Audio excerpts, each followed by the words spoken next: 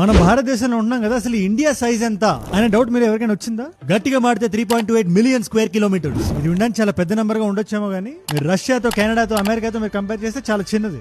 Size ప్రకారం 5 భారతదేశాన్ని కలిపితే ఒక రష్యా అవ్వచ్చేమో, లేదా 3 కలిపితే ఒక యునైటెడ్ స్టేట్స్ అవ్వచ్చేమో. కానీ స్పిరిట్ ఆఫ్ ద నేషన్ అంటారు కదా, పాపులేషన్ కాదు స్పిరిట్. పాపులేషన్ వైజ్ చూస్తే ఒక స్క్వేర్ కిలోమీటర్ కి మనకి సుమారు 440 మంది భారతీయులు ఉంటారు. రష్యాలో చూస్తే 4 కిలోమీటర్ కి, అమెరికాలో 36.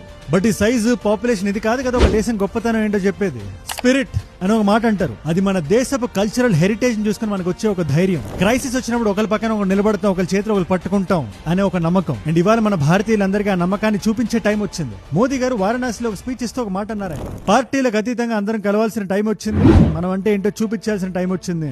ऐसा कोई भी राजनीतिक दल हो, कोई भी राजनेता हो, देश हित में हर पल, हर बार, हर जगह हम स्वदेशी का संकल्प लें.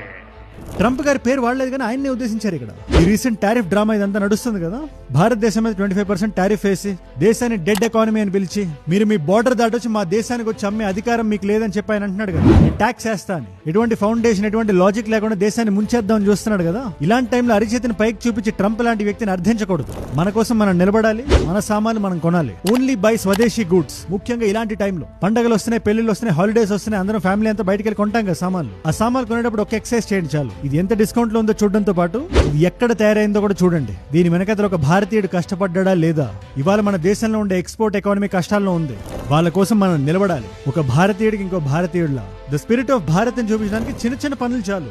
గణేష్ పండుగ వస్తుంది, వినాయక చతుర్థి. మీలో ఎంతమందికి తెలిసి ఒక segment of the idols China నుంచి వస్తున్నాయండి. జాగ్రత్తగా చూసుకొని కొనాలి, అంతే చాలు ఇవాళ. ఎందుకంటే ఎలాంటి సిచ్యువేషన్ అయినా ఒక సిద్ధాంతాన్ని మనం నమ్ముకోవాలి. Nation first, Bharat first. ఈ రీల్ ఎంతవరకు వీలైతే అంతవరకు షేర్ చేయండి. ప్రతి తెలుగువాడికి, ప్రతి భారతీయుడికి వెళ్ళేలా చూడండి.